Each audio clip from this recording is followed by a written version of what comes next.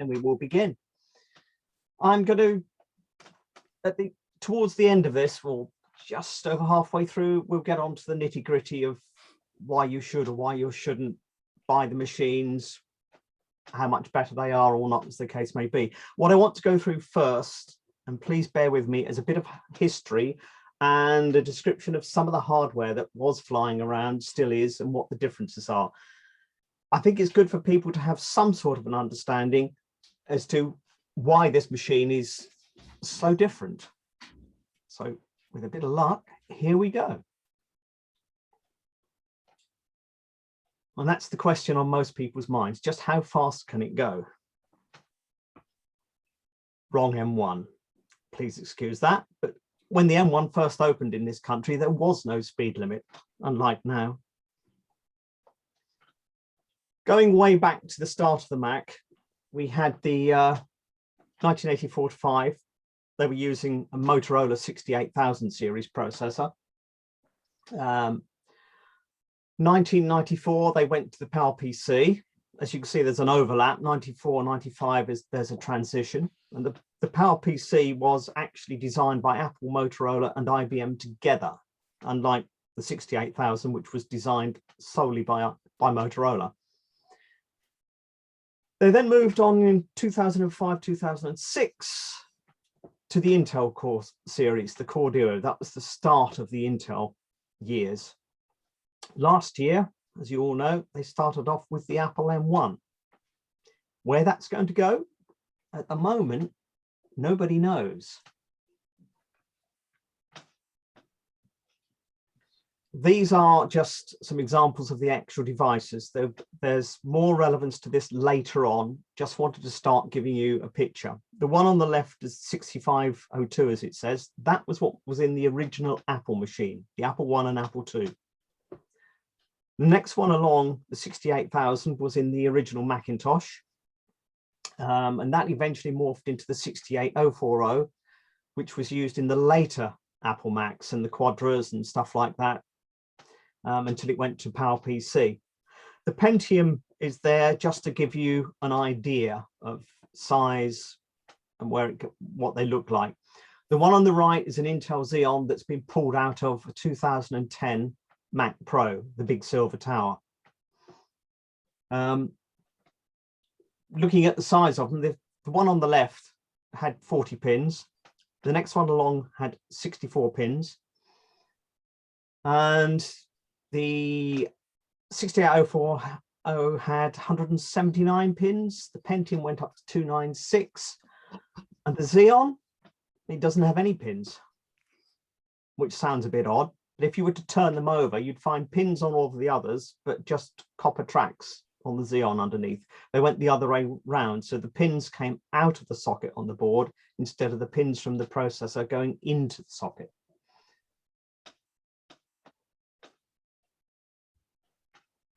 Now, some of you may already know this, some of you don't, but the ARM processor, which is what the Apple's M1 is based on, was originally produced at Acorn Computers. Back in 1985, the ARM1 was produced. It's all comes back from the BBC Micro, which also used the 6502, which is what you saw was used for the Apple I and the Apple II. So similar history at that point. 1985, it ran at 6 megahertz. In 86, as you can see, they had the next iteration of the device running at 8 megahertz, and it had 30,000 transistors, which in its day was a huge number of transistors. Not anymore, it isn't. 1987, you see, just after 1 year, it's increased its speed, and it was the ARM processor gave you 7 times the speed of a Mac SE. 1990, the ARM was actually spun off from Acorn. It was made a separate company in its own right, and the ARM6 turned up. So you can see in 92, Apple used the ARM6 in their ill-fated Newton PDA. Then in 94, Digital Equipment licensed the ARM core, called it Strong Arm. Intel licensed it as well, which is very interesting, and called it X-Scale. Neither of them seem to have done anything with it since then. And then you've got Apple with their ARM device called the M1, and it's got 16 billion transistors inside it. And you look at the early one there, 1986, the ARM2 with 30,000. Come a very, very long way since then. There's a couple of sort of odd slides in there, which I thought you might find interesting. If you look at this graph, you can see that from 78 to 86, we had an increase of performance of 25% increase year on year. Between 86 and 2003, we managed a 52% increase in performance year on year. From 2003 onwards, that started to slow down. And you can see it's then down to 23%. In 2011, that dropped again. At the moment, and this is still true today, you've got a 3.5% increase in performance year on year.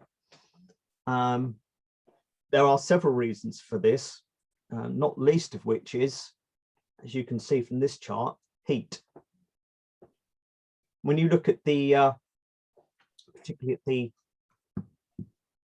look at the start here, here's the temperature of a hot plate. There was your Intel Pentium P6 back in sort of 95, 96, and you could fry an egg on it. If you found an egg small enough, you took the heat sink off that device and dropped the egg on it, it would fry it immediately. The Pentium 3 and 4 then got hotter, and they got very close, and you may or may not believe it, but it is true. If you look at the temperatures involved here, you're almost up to the temperature of the nuclear reactor, which is why Intel had to change how they went. So they went from the Pentium series off to the Core Duo, which was a complete change of their architecture. One of the problems you've got with these devices is, despite the 16 billion transistors, you cannot physically switch them all on at once. If you did, you'd fry the chip in an instant. You just cannot draw enough power through that chip to allow it to work everything at once. And that's one of the reasons there's a problem with performance not increasing as it used to. The other problem with performance not increasing as it used to is we need people to think differently in software terms. Most of the code written was what we call single threading. It's just a set of instructions, one after another, decisions made and branching somewhere else, but basically it's a long line. Now we've got multi-core systems and multi-threads. We need to be able to do several things at exactly the same time. So if you can write code that uses, say, 10 instructions in 10 cores, that's one instruction per core at the same time, that's got to be quicker than running those 10 instructions one after the other, after the other, after the other. There is code out there that does that. It's not everybody that's still single-threaded, but we still need a step change in the way people think of software. That will help enormously. And that was part of a lecture I attended at Selwyn College a couple of weeks ago at Cambridge. Very interesting. Right, onto the physical side of the actual M1 itself. On the left-hand side, over here, can you see my mouse pointer moving, or is that invisible to you? Yep, no, we can see it. Okay, right. This one on the right is your conventional CPU.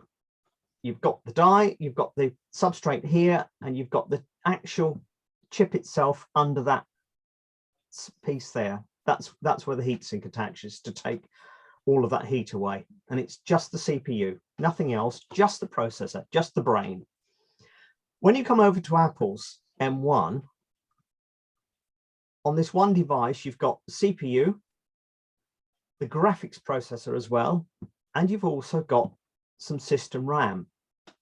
So you've got a minimum of 1, 2, 3 different things on one substrate. And that's the initial start of the performance increase. This is the Apple device, is what we call a system on a chip. So instead of having a CPU and bits and pieces around it, it's all on one unit, as shown by this diagram. This is, as its title says, this is grossly oversimplified. grossly oversimplify. So on your left, you've got Apple's chip. There's your central processor. There's the fabric that joins things together. That's a graphics processor. There's your memory. It's then got a neural engine. It's got some cache to help speed things up. And I've shown here that your monitor is connected directly to that chip and your keyboard is connected directly to it. That's not quite true. There has to be some hardware in between those for it all to hang together. For example, you couldn't possibly plug that directly into the top of the chip. So you need your plugs and sockets still, and you need a small amount of logic and hardware in there to connect things together. But essentially, that is a computer. When you look at the one on the right, this square on the outside represents the computer case, or the board the computer sits on. You've then got the processor, which you saw in this previous slide, the green blob on the right, that's the processor. You've then got a complete board, a complete separate electronics board with a graphics processor on it and RAM on it as well.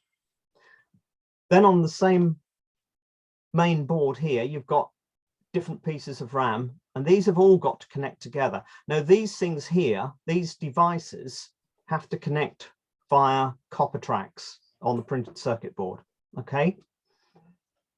So in electronic terms, the CPU has to send out a signal to the RAM asking for whatever it's got to be sent across. It pulls the data across, and it's got to come across these tracks. On here, these tracks can be several centimeters long.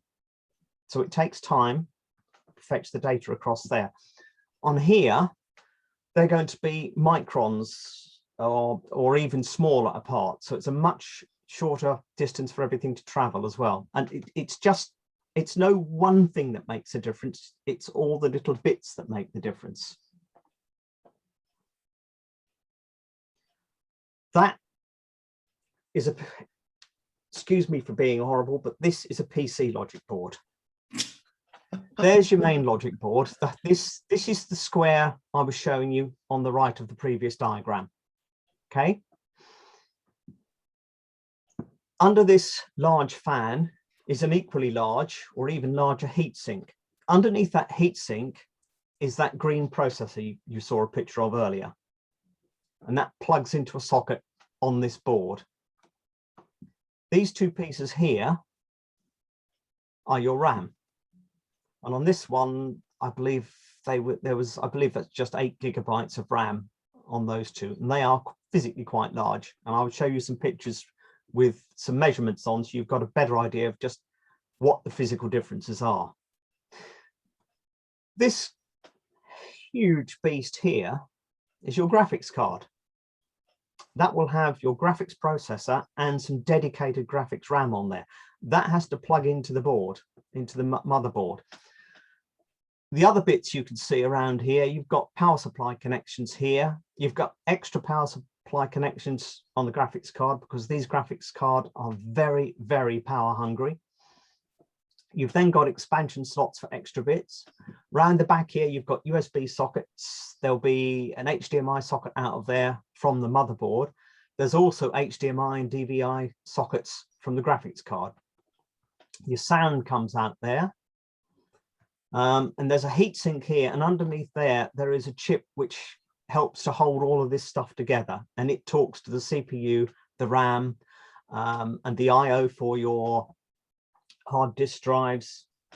Over here, you've got a connection for your keyboards. So all of this has got to go through copper tracks, so all of these pieces can talk together.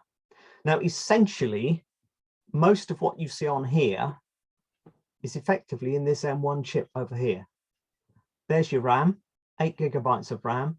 Everything else is under that lid. That lid again is for a heatsink. Yes, the M1 does need a heatsink. If you tried to run it without, it wouldn't be many seconds before it melted itself. Just to give you an idea of size, hence the ruler.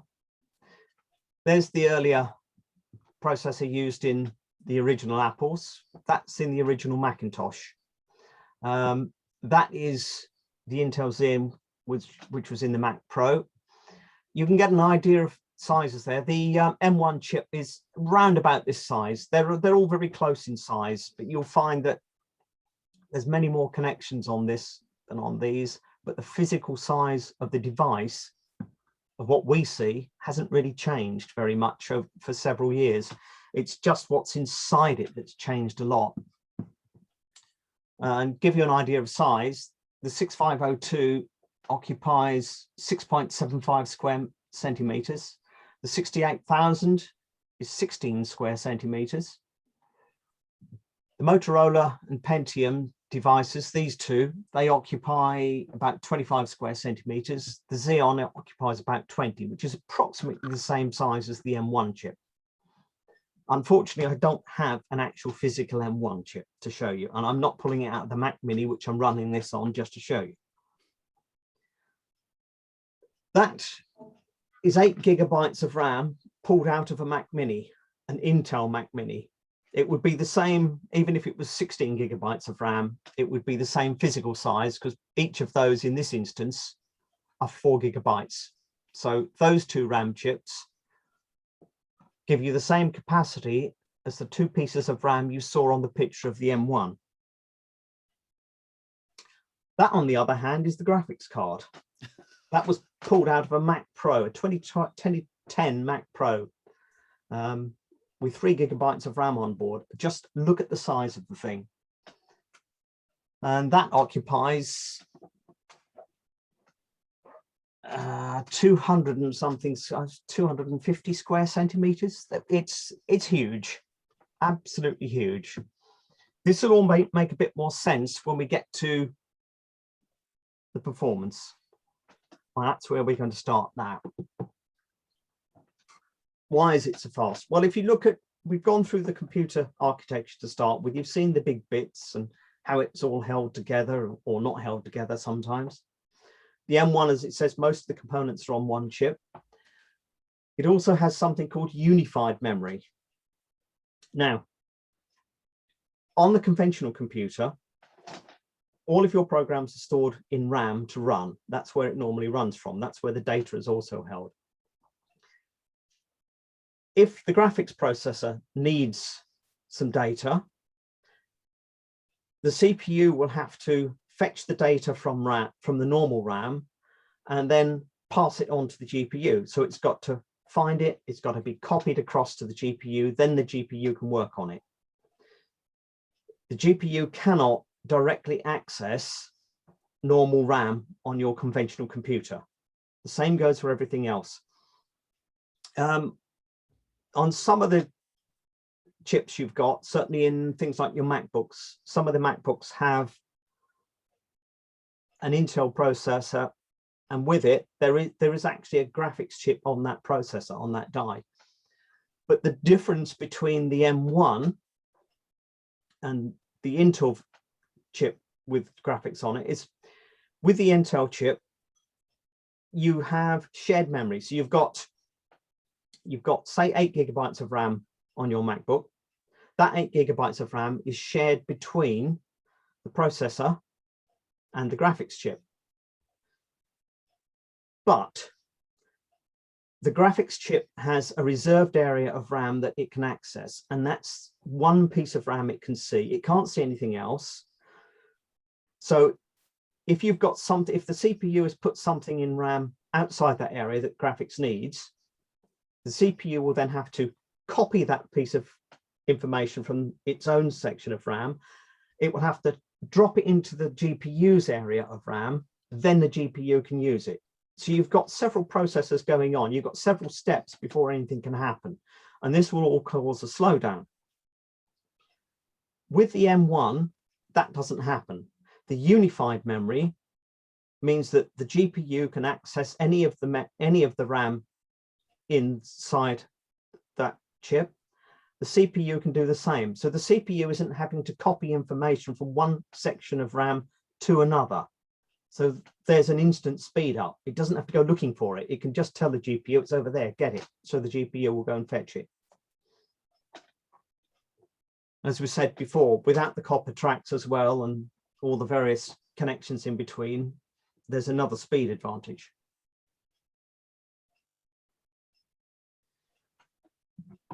This is a bit more in depth as to what's actually inside that M1 chip. The first thing you've got there is the brains of it, the CPU.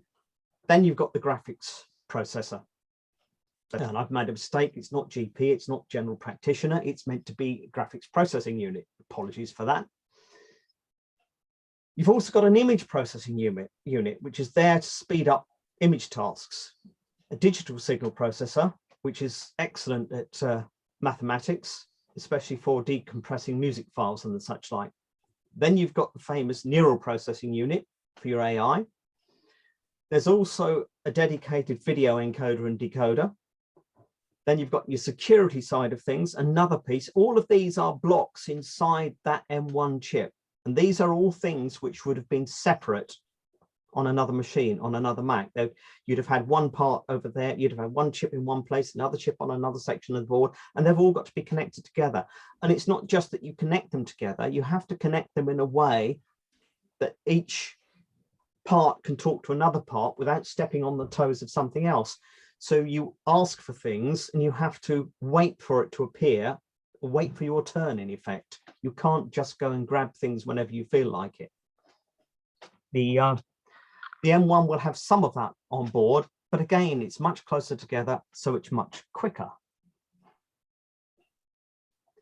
Now, starting to move towards the bit that you're really interested in and not what the heck's inside the darn thing.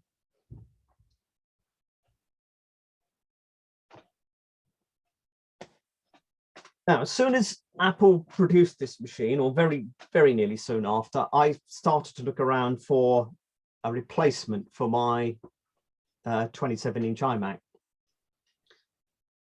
And just decided I'd buy the low-end Mac Mini M1, literally just to give it a try. With the business I run, it's very useful to have some sort of an idea of what's coming up, how good, bad, or indifferent something is, or to be able to test things. If somebody has a problem, I've got a machine I can try it on. And the basic spec is an M1 with 8 CPU cores, 8 graphics cores, a 16-core neural engine. I've got 8 GB of RAM on board, which again, it's on the chip. There's a 256 GB solid state storage. It can output video at 4K over the HDMI, and you can have a second video output running at 6K on one of the Thunderbolt ports. The audio is via its very tiny, tinny internal speaker. There isn't a 3.5mm external jack, and if you've got HDMI, it will output sound on the HDMI. I'm not doing that with my setup. I've got a pair of external speakers powered on the USB bus, not powered on it, it's where the signal goes. They're actually mains powered. That was a basic Mac Mini spec that I got. My original spec for my 2011 27-inch iMac, which has served me well for a number of years. It was a Core i5 with 4 cores running at 2.7 gigahertz, and that's something I haven't mentioned. The base speed of the M1 is 3.2 gigahertz. Now that can change, and it will change for the different cores according to what the machine is doing. The ARM chips in general are very good at changing their clock speeds on in separate sections, which again helps with performance and also with power saving. The rest of the spec of the Mac was 8 gigs of RAM, like the Mac Mini, a 500 gig solid state disk. It had the inbuilt Mac graphics card, which was a Radeon 6760 with only 512 megabytes of graphics RAM. And the furthest it would go with software was High Sierra. Well, the lowest that the Mac Mini M1 will go is Big Sur. It won't run anything older than that. Ports on the back. You've got 2 Thunderbolt or USB 4 ports, which will do DisplayPort. As you can see, Thunderbolt 3 running at 40 gigabits per second, and USB 3.1 ports running at 10. It's got 2 USB-A sockets, which run at USB 3 speeds, 5 gigs. There's a gigabit Ethernet on this one. You can spec it to get a 10 gigabit Ethernet port, but unless you're doing something ludicrously heavy across the network with 8K video and the such like, it's, to most of us, it's a complete waste of money. especially as most people's broadband won't even run at a gig, let alone 10. It's got the new Wi-Fi 6, so it's got very fast Wi-Fi and Bluetooth 5 all built in.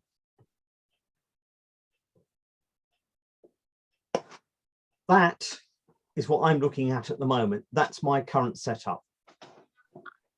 So we've got 27-inch Samsung 4K screen I purchased for this. Having got used to the 27-inch screen, I really didn't want to go back to a smaller one. They're the speakers I spoke of. Mac Mini is there. It's a good stand for one of the speakers. It never gets hot. Well, it hasn't done so far. I've got the camera up there, as you can see, with built-in microphone, so I don't need a separate microphone when I'm doing things like this. Wacom graphics tablet and the standard mouse, keyboard and trackpad there, which I find very good for playing the odd game.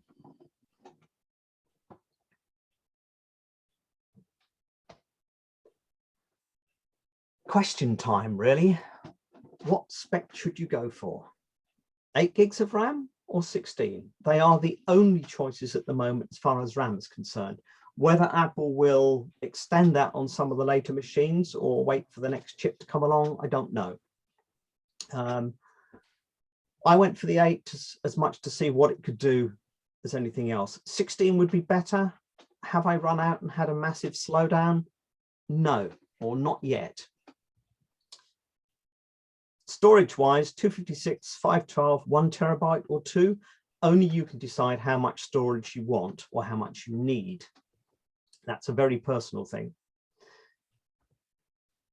8 gigs, as we said, is enough for most people. You don't have to decide, well, I want 8 gigs of RAM and main RAM, and I need a graphics card with 8 gigs of RAM as well. It's just, you've got no choice. The RAM you get is used by everything, hence the share and share alike.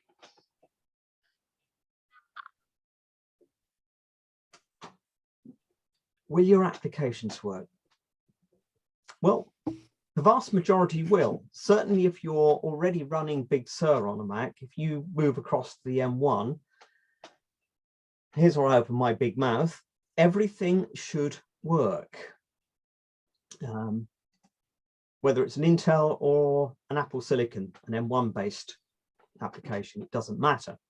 So see, Intel will run on the latest M1, but it does need Rosetta 2 to run, which will be installed automatically. The first time you install or try to install an Intel based application, it will ask you or tell you that you need Rosetta 2 to run, then it will download and install it. If you've got an application that's Apple Silicon, it will only run on the M1. It will not run on any of the Intel machines. Most applications being produced now tend to be universal, or what we used to call a fat binary. That's got both the code for the Intel processor in it and for the Apple M1 in it. So that will run on both machines. Doesn't matter which one you put it on, it will run on both. We had the same situation when we moved from the PowerPC across to the Intel chips. Apple produced Rosetta, which allowed you to run the PowerPC programs on your Intel Mac via the original Rosetta. What it basically does, very simplistically, translates your Intel instructions into ARM, but it does this in real time. It doesn't go through the application and say, hang on a minute, I need to translate this first before you can do anything. If it did that, however fast the processor is, it's going to take it quite a while for some of the bigger programs. I mean, things like Final Cut Pro would probably take forever to translate if it couldn't do it in real time.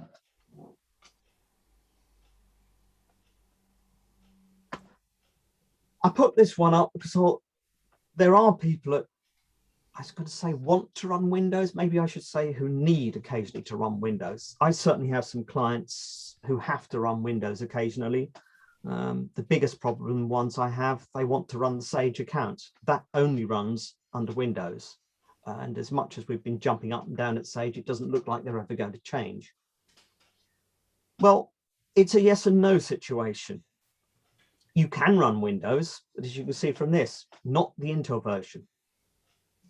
What you're going to need is a copy of Parallels Desktop 16 for the Mac M1, and that's only just been released. you have to join Microsoft's Insider program, which will allow you to down a version of Windows which is built for the ARM64 architecture. You've got no boot camp though. You can only run this in a virtual machine.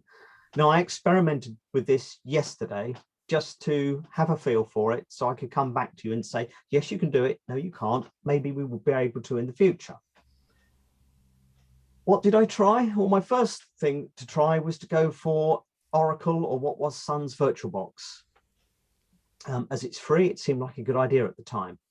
VirtualBox will install, but as soon as you try and run the virtual machine, it will just come up with an error saying, no, I can't do this. I don't want to know about this.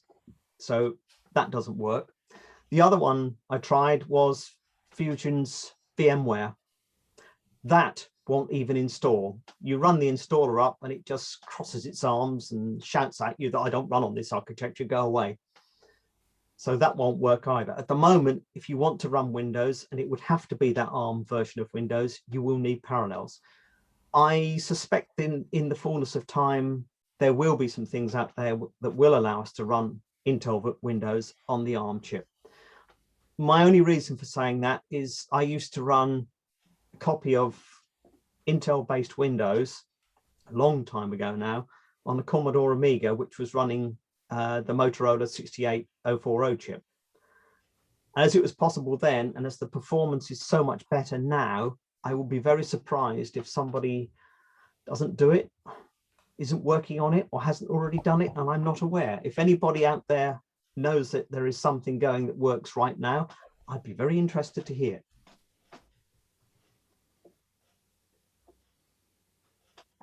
Getting into the real world, my experience. Well, the bottom line is it just works. All the applications I was running on the old Mac have worked absolutely flawlessly on the Mac Mini. My biggest surprise was the Wacom tablet. I was quite sure in my own mind that as soon as I started to try and put the drivers on, it would all have gone pear-shaped. It didn't. It did insist on installing Rosetta. In fact, that's the first time I came across Rosetta 2 was when the Wacom started to go on, and the Mac immediately said, no, you need Rosetta 2 for this. At that moment, I thought I've got even less chance of this working. It all installed, so I picked up the pen on the tablet and it just worked. Very surprised, very, very pleased. Affinity Photo, well, you know it's slick anyway. It's just as slick on the M1 as it is on Intel, maybe more so. I've been using Xcode to build a few minor apps for the iPhone, and the code compiles a lot faster on the M1 than it does on the Intel Macs. Games are, the few games I do run are super smooth in full 4K, and each one of the games I've run so far have been Intel based. So it's Rosetta's having to translate it in real time to run it. And it is just super smooth. It's so slick. Printers are another thing that could be a gotcha for people. The HP printers I run the 8600 and the 7740. I plugged them in. They're on the network. Told the system to go and find it. It found them, downloaded the drivers automatically, and they just work just as well as the previous Mac. So from my experience, so far, so good. And I can't guarantee that's everybody's experience.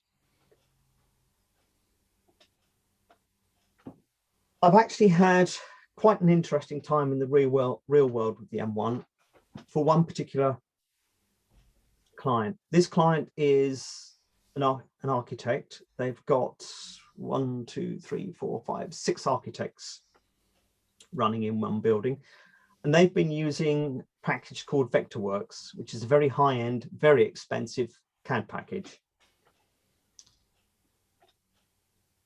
Now, Vectorworks needs, and this is Vectorworks' own specs, needs a 3 GHz Intel Core i7 or an AMD Ryzen 7 with 8 cores.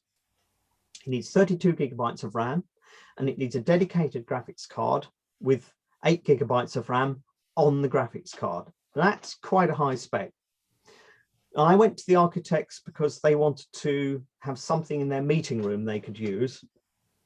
to show clients some of their drawings without taking them upstairs where they're in the middle of everybody's everyday work.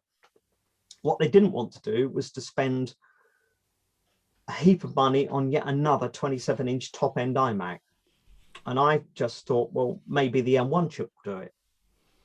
Well, the first thing that got said was I spoke to Vectorworks themselves, went straight to the tech department because there was nothing on the website.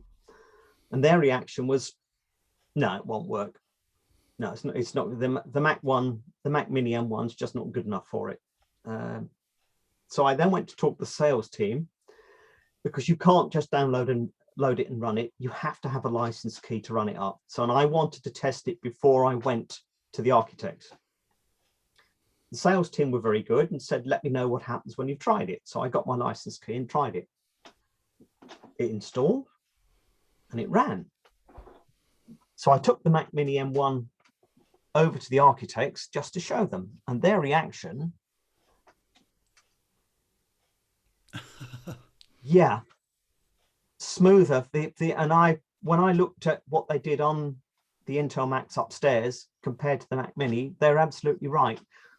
I didn't know. I don't use Vectorworks. I don't use it for anything. In fact, there's a whole load of stuff I don't use that I have to set up for people, install and test. This was the biggest one I've ever seen. And it was so much smoother than their very expensive iMacs. In fact, the biggest thing is that Vectorworks is still an Intel binary.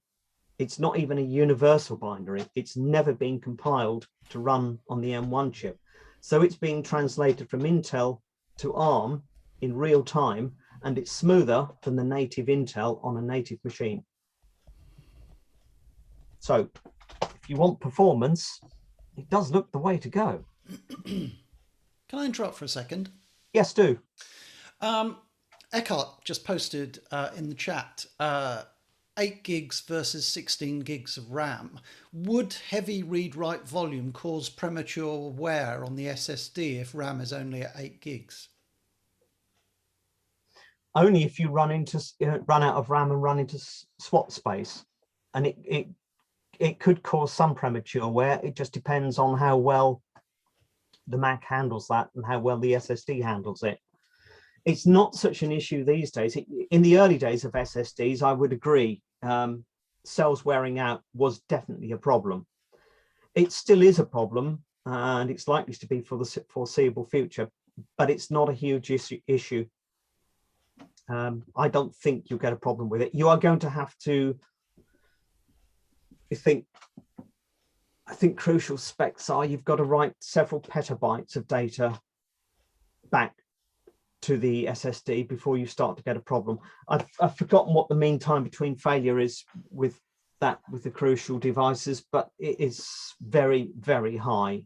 I personally don't think there'll be a problem. Good.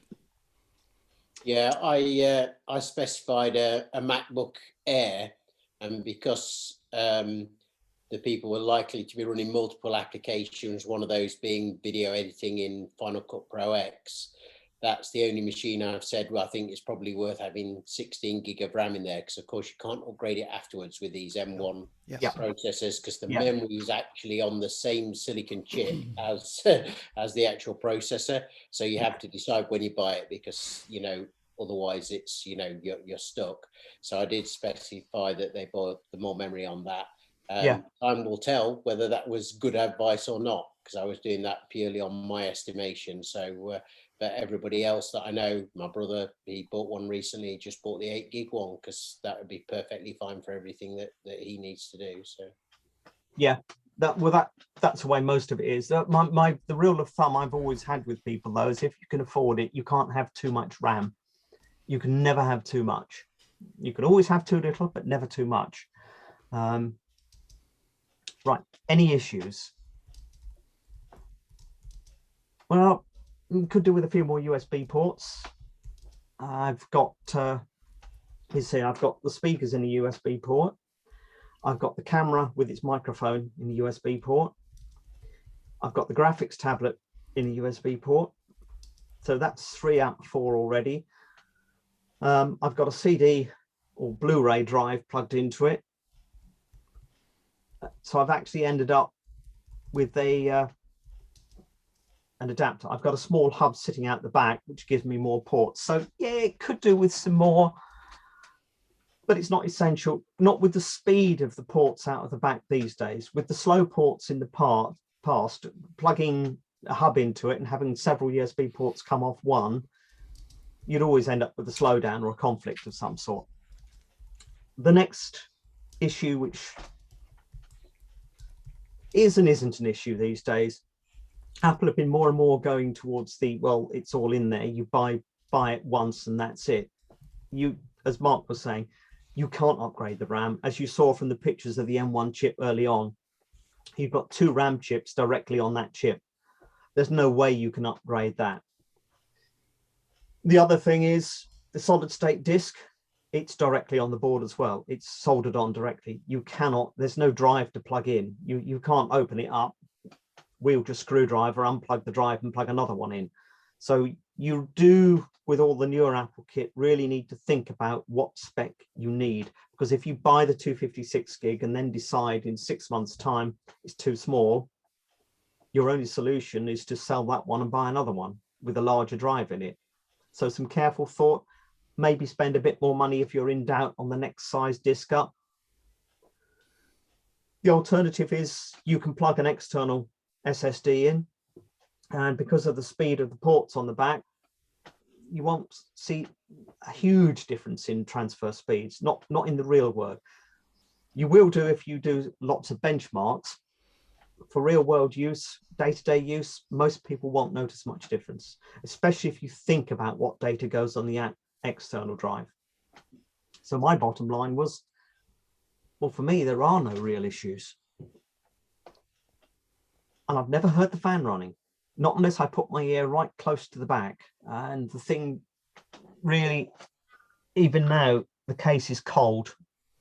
And at the moment, it's running just in case I wanted it, Affinity and Keynote. And earlier on, when I was finishing off the slide, it was running a whole load of other stuff, photos, mail, Safari, even sticking a game on in the middle of that lot just to test out. It still doesn't really get, it doesn't get warm. Very impressive. Big question. Would I buy another Intel Mac? Originally, I just put a big no in bold. But you have to look at it, I have to look at it a slightly different way. Sometimes I might find I need something Intel based for a specific issue I'm dealing with. So would I buy another Intel Mac for my own purposes, for my own personal use? No, no point. I can see absolutely no point in doing it. Although you might say if I want to run Windows, well, for the aggro involved, maybe I'll just buy a Windows laptop for the occasion I have to use it. Or I've got a 2019 MacBook Pro, I could run VMware Fusion or something with Windows on that. So new Intel Mac? No, not going to happen. Are the new generation of iMacs shipping with the M1 already? Yes. In fact, the new generation of iMacs they've just released are M1 only. Thank you. You can still buy Intel iMacs. They've still got them up there. How long they're actually going to leave them or going to produce them now, I don't know. Whether there's a cut-off time, don't yet know. Did I understand you properly when you were talking about the OS, that it has to be Big Sur or nothing at the moment? Big Sur is the only thing that's been designed to run on the M1 at the moment until the next version comes out. It comes with Big Sur at the moment. That's it. There are no other choices. Okay, so my Catalina is obsolete. As far as an M1 is concerned, yes, but for the Intel machine you're running on, no. No, it's got some life in it yet if you're on the Intel machines, but it will never run on an M1. Okay, thank you. Okay. Mike, are you hearing me? Yes, indeed. Hi. You said you'd replaced your 27-inch iMac with a 27-inch screen. I didn't catch the name of that screen. What was it? It's a Samsung. Samsung. Oh, okay. Other makes, other brands are available. Sure, but is it not possible to use the your old 27-inch Mac as just simply as a display screen? No, not on this layout. It isn't. You can use some of the 27-inch iMacs as a second display, just as a display, but not all of them. And you have to have the correct cable.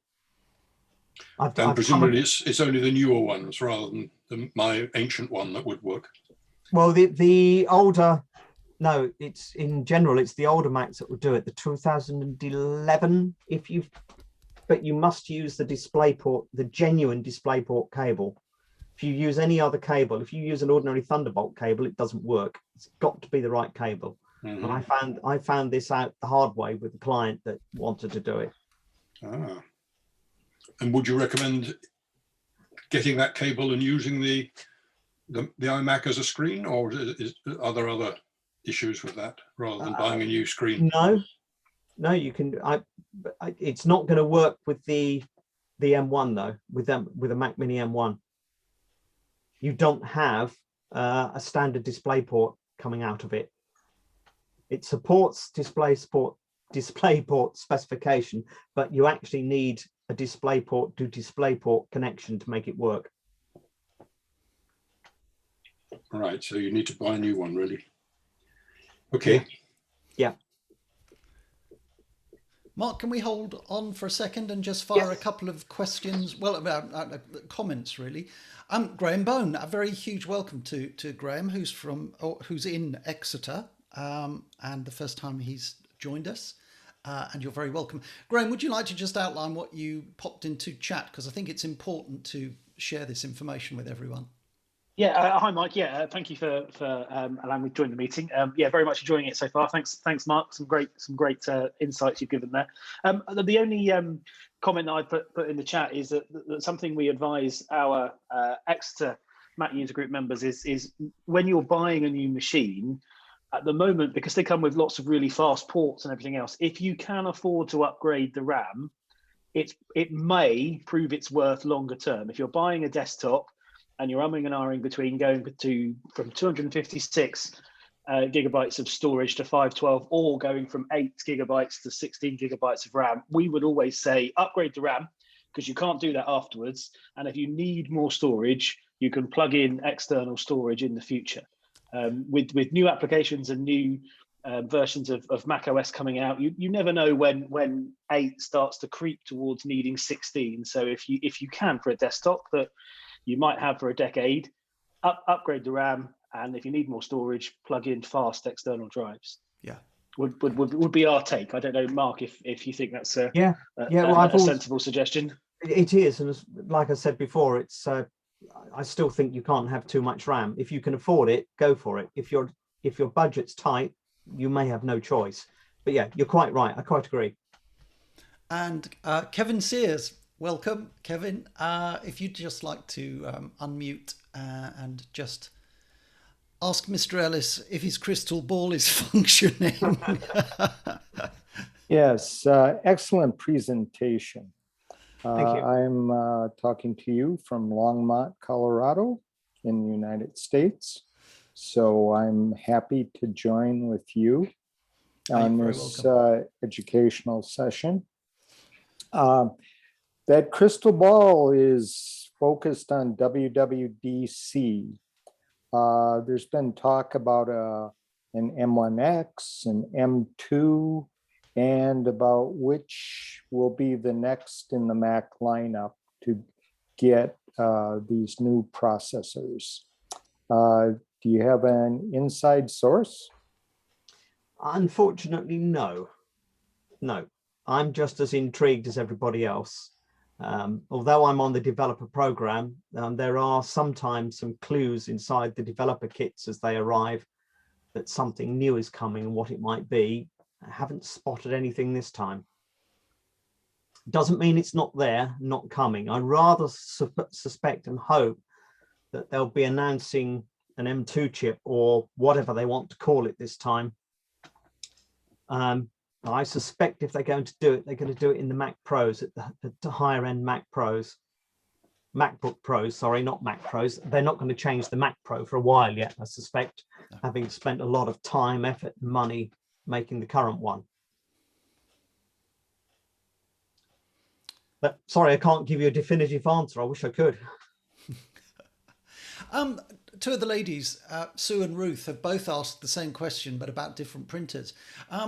Is there any absolutely for sure certain way of guaranteeing or of finding out if your printer will actually function with an M1 running Big Sur?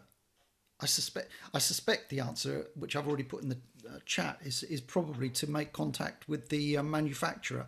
Epson's helpline, Sue, is incredibly helpful. So, sorry, that's Ruth. Epson I've used many times and they've always been helpful. Don't know about HP, but does anybody produce a list? Do you know, Mark?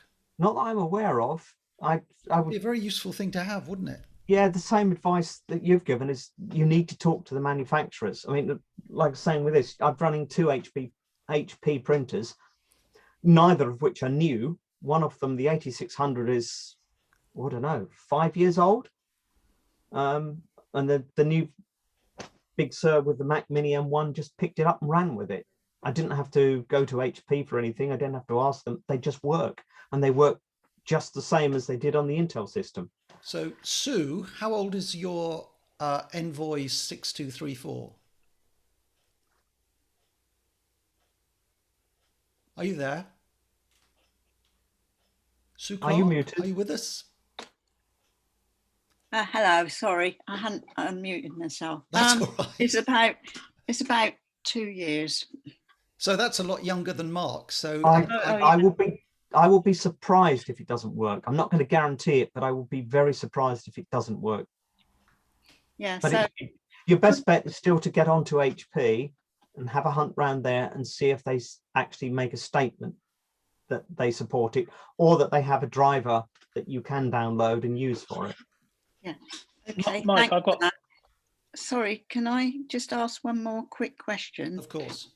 I have my laptop is quite old. It's 2015 MacBook Pro Retina display. That's a youngster. Oh, is it? I was just thinking, I've held fire for a long time. Various people like NMUG and also Naples Mug, if you like, and everyone else has said don't load up Big Sur yet. But is it now safe to do it? I think that's always a good question. Yeah. And I'm never going to say absolutely yes, do it. But in the main, I think most people aren't having a problem now. You know what I've always said in the past. Yeah. As soon as something new comes out, for goodness sake, don't rush out and install it. Not unless you have a very, very up-to-date backup that you can go back to when it all goes pear-shaped. So are you currently running? One of the things you do need to look out for, Sue, is you need to investigate the applications you are running now that you still want to run, and start looking to see if they will run on Big Sur. Yeah. Right. Thank you. Like Roaring Apps will help with that, as will the manufacturers of the applications. Roaring Apps, did you say? Mm-hmm. Yeah, roaringapps.com, I think. I'm sure somebody will correct me. Right, I'll look for that. Thank you. Okay. Graham Bones says he has a helpful pointer on printers. Graham, would you like to unmute and share? Yeah, that? well, I said maybe helpful. So it's I'm always really dubious with printers, and obviously everything's taken at your own. With a pinch of salt for this, but in most cases now, in the chat, I'll just drop Apple's own AirPrint support pages, which basically lists all the printers that are compatible with AirPrint. And if your printer's on that list, it should work perfectly fine with Big Sur, with iOS and iPad and everything else. But the trick is, don't install the drivers. don't install drivers from HP. Don't do what HP tell you in the box or whatever. Literally just go into system preferences, click the plus button, and allow Big Sur or Catalina or whatever to download the drivers directly from Apple. Now, if you've got a printer or a scanner, that works really well. If you're doing some fancy, sophisticated stuff with your printer, then you're really just limited and would probably have to install the original drivers. But I haven't installed a printer driver on any of my computers or my family's computers for a few years now. I just rely entirely on Apple's own updated database, which to my knowledge, and I'm open to correction, hasn't failed with any update to Catalina, Big Sur, High Sierra, or whatever it is. So if your printer's on that list, you're probably okay, but just don't install the driver that comes with it. Just let Mac OS handle it for you. Yeah, good advice. I do find with some of the schools and the business clients I've got, because of the things they want to do, the Apple drivers don't have some of the features they need. But for most of us, for the vast majority of us, they're more than adequate. Absolutely. Printing photos, scanning, printing documents or whatever, absolutely fine. It's those really unusual edge cases. Yeah. I mean, my printer upstairs can print onto CDs, for example. I've never done that. I don't own any CDs I can print on anymore, but that wouldn't be supported with the link that I've just put in the chat. Mark, it's John Sharman. Can I ask you a question about your speakers you were talking about? Yes, John. You were saying that you use USB speakers. Now I've got the M1 here and I've never had to use speakers before. Is it best to use the headphone jack or USB port? It's entirely up to you. It doesn't matter. If you've got headphones with the jack, plug it straight in. If you've got speakers that will plug in from the jack, you can plug it straight in. I only got these. They're a pair of studio monitor speakers. I just wanted something a bit better quality than the other stuff I've got hanging around. The speakers are capable of taking a 3.5mm jack, or they can do it directly off the USB. And as it can do it directly off the USB, I decided to plug it straight in there. So you get the USB cable with the speakers? Yes. Okay, thanks, fine. Okay. Brilliant. Would you like to... have you had a chance to test a Thunderbolt 3 SSD on your Mac Mini to see how fast they are in practice? No, I've had no need. If I need extra space, I'll test it. I'm not going to buy one just to test. I have done sometimes, but not this time. Okay.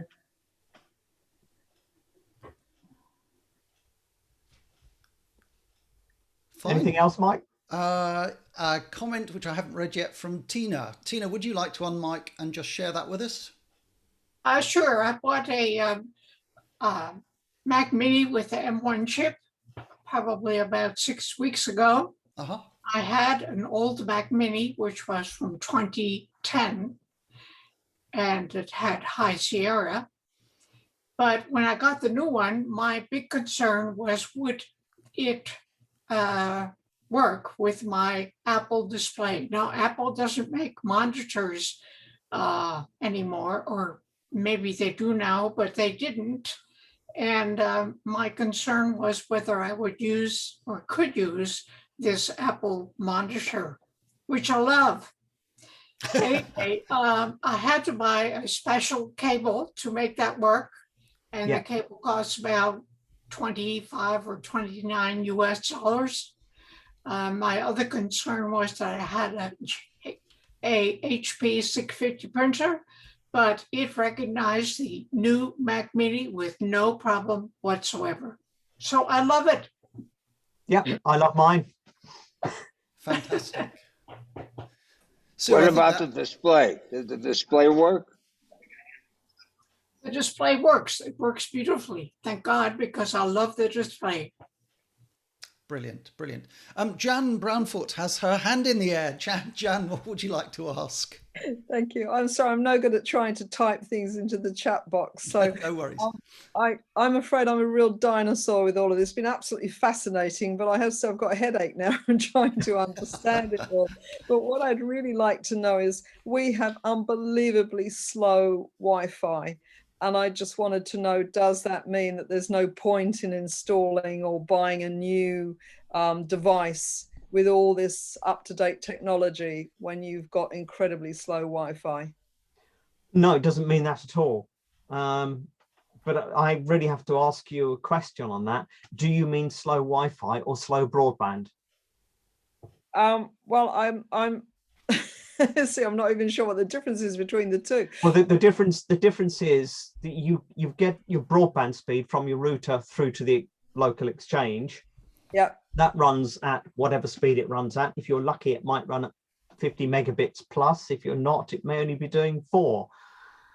But then you've got a different speed between your router on the Wi-Fi to the device you're actually using. Two different speeds, and the speed of your Wi-Fi under normal circumstances with normal broadband will always be faster than your broadband is capable of. So if you've got a speed problem, you need to work out where the speed problem is. Is it the Wi-Fi that has a problem with the speed, or is it the broadband? I suspect it's more likely that it's your broadband. Okay, well, now you've explained it like that, yes, because I know there's a difference between upload and download, and I know that ours is under 5 and about 0.1. And I also know all the wiring for fiber to the property is about 50 yards away, and it's all ready to go, and OpenReach won't connect it, or BT won't connect it. I think you need to move. Actually, you don't need to move. What you need to do is to keep jumping up and down. I've got other clients that have jumped up and down heavily under these circumstances. And if you jump up and down and make enough noise, eventually they will connect that up. But enough noise to whom? OpenReach says it's BT's issue. BT says it's OpenReach, and you've got to in jump the end up they're and just down. You've got to keep jumping up and down at both of them. And if you've got neighbours with the same problem, you all need to jump up and down together. Okay, well, thank you for that. Because but at the my moment, original question still holds. Can I get one of these whizzy, really up-to-date M1 Mac Minis or not at the moment? yes, you can. Yes. Okay. Thank you. Yes, definitely. Mike, I have a question. You changed your setup and you bought a Mini.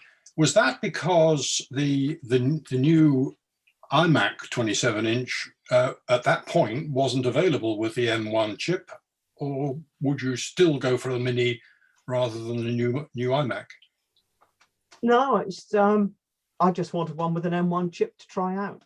I could have waited. I could have waited for the iMac, but actually, I'm finding the Mac Mini quite versatile. I've got other Mac Minis. I've got one in the workshop that's literally hanging on the wall in a bracket. Because of its size, it's fantastic. You just pop it out of the way and forget about it. I think from everything that I've read also that when it finally is released, the replacement for the 27-inch iMac is likely to be a 30-inch and likely to be a kind of iMac Pro replacement.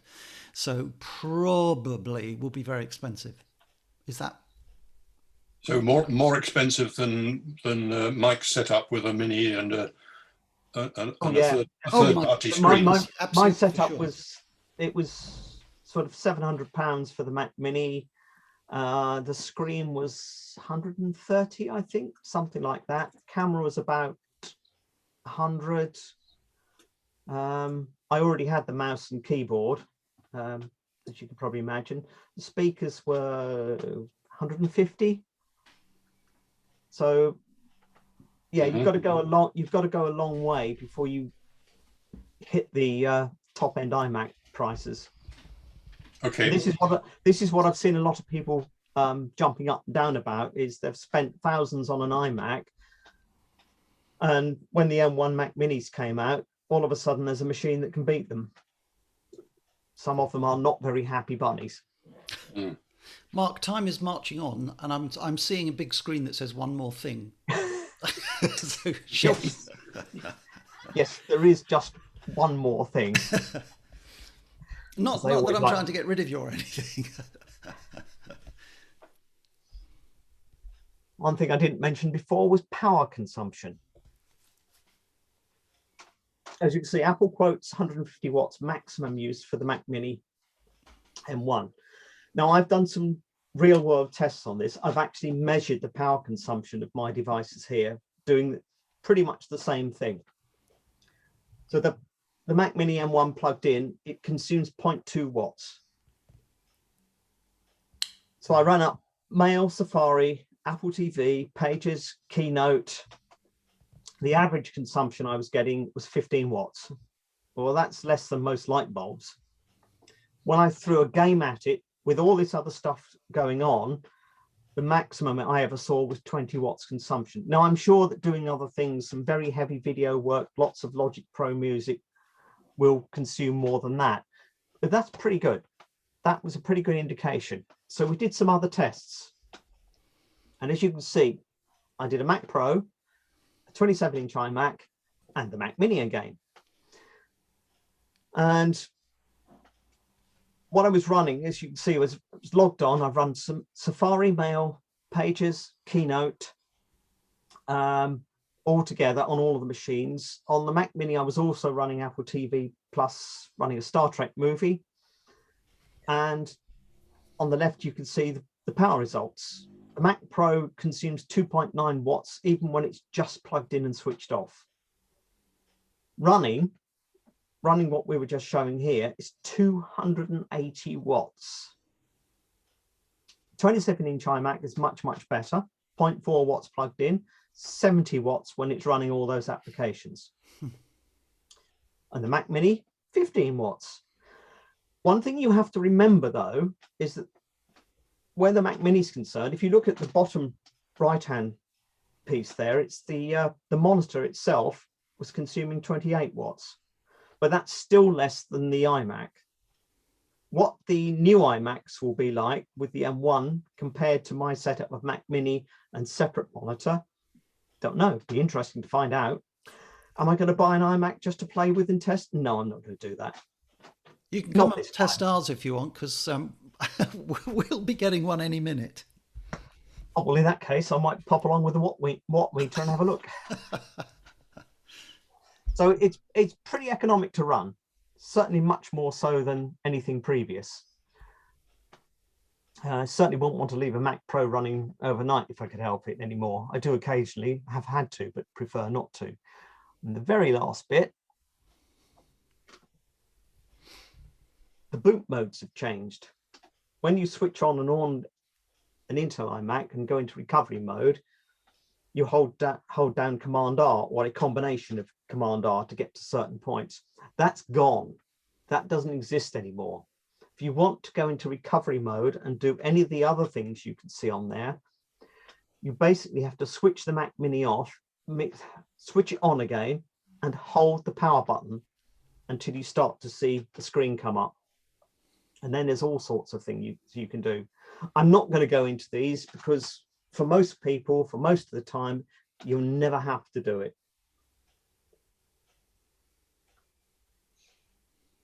And that was it. That is the end of the talk, the end of the evening. I hope that's been useful. I hope I haven't waffled on and bored people too much. Anybody that's asleep and snoring, well, I'm glad you're on mute. Does anybody else have any questions? Well, I'd like to add a comment. I think Mark is our M1 M8.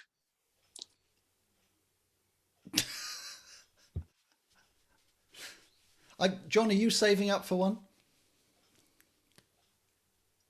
No, I've got 2 MacBooks, so I think I'll be daft to buy a third one right now. I've got no desk space left. Right. Brilliant. Well, if there are no further questions... Can I ask a question? Of course you can, Dale. Of course. Hi, Mark. I've got an M1 as well, and I'm wondering what kind of teething pains you've had with the M1 / Big Sur. Any issues with keyboards or mice or? Nope, no issues with keyboards, mouse, trackpads, everything just hooked up and went, and didn't have any issues. I have had one issue, and only one issue, and I didn't mention it earlier because it was just the one thing, and I'm still not convinced what caused it. I had an issue with mail at one point where you click on an email that you wanted to read, but it wouldn't show the email as read. And then if you tried to send an email, it would just lock up and wouldn't send. I didn't have time to investigate properly, so I just did a recovery of the system, and it's never been a problem since. Now, whether that's an M1 issue or a generic issue with Big Sur and Mail under certain circumstances, I don't know. I haven't heard of anybody else having the same problem. So it's possible it's just an oddity of my settings, but it hasn't done it again since. And various updates that I've applied to it haven't caused any problems. I must admit, I have not put 11.4 on because that was last night and there was no way I was risking having to do a panic restore today to an earlier version. But apart from that, no, haven't yet had any problems. Not going to say there won't be any, but so far, touch wood, so good. And you, Mark, had any issues? Actually, I have two monitors connected, a 24-inch and a 22-inch, one through HDMI and the other one using the Thunderbolt. And occasionally, when I come back from sleep, one of the monitors either won't come on or the VGA-based one will be snow. And the easiest way to resolve it is to go over and unplug the video connector and plug it back in, and it works fine. I also had a problem where I had to find a wired keyboard because the Bluetooth wouldn't recognize my keyboard or my mouse, so I had to then find a wired mouse as well. But that went away with the very first update from Big Sur. Yeah. So that's not a problem anymore. I do have a weird thing, like right now, Zoom, all the commands on the screen, like doing reactions, raise your hand, seem to function with my mouse, but they never the software doesn't interpret it. It didn't raise my hand on my screen. If I change my view from speaker to gallery, gallery to speaker, it doesn't change the view. It seems to be some quirk in the software that I assume is a operating system related issue. Well, it's strange because I'm running obviously Zoom on this one, and it's working. Okay. Did you, when you downloaded Zoom, did you download the M1 version or the Intel version? Yeah, I got the M1 version. Yeah. As soon as it came out. Yeah. But I've been very happy. It's just blindingly fast. Yeah. And especially on my old MacBook Air, if I was trying to share a presentation over Zoom using any kind of graphics at all, it really struggled. The fan was on, running hard the whole time. Yeah. And now the Mac doesn't crack a sweat. It's running 80% idle, even with everybody's video running. Yeah. Can I share a lovely bit of comedy with you about something you just mentioned? There was a lovely, lovely, lovely post on the Naples message board a few days ago from a lady who was in the same situation, not being able to use her new Mac because her wireless mouse simply wasn't making contact. So she phoned Apple Care, and whilst on the phone in a fairly lengthy conversation, whoever she was speaking to offered to wait while she went to her neighbours just to see if they might have a spare mouse, which I just thought was lovely. What else? Oh, I'm sorry, but loads of questions and things are popping in. Somebody asks, could your slideshow be available, Mark? Would you be happy to share that? Yeah, not a problem. Great. Kevin, I'll make sure that you get that. Graham Wood says, have they changed the file system for M1? That's a no, isn't it? No, it's APFS. Yeah. Oh, and the rest of it is Mark actually answering that question. Thanks, Mark. Other Mark, Riley, thank you for answering that question. Fantastic. What a great meeting. Thank you so much, as ever, for a really well-researched and fascinating session. Right, before we go, Mike. Yes, Simon. Hello. Yeah, hello. Just a couple of things. For anybody who's interested, obviously Mark mentioned the Parallels version 16.5, I think it is. I had the free kind of pre-release version of that on a kind of beta. I think it was technical preview.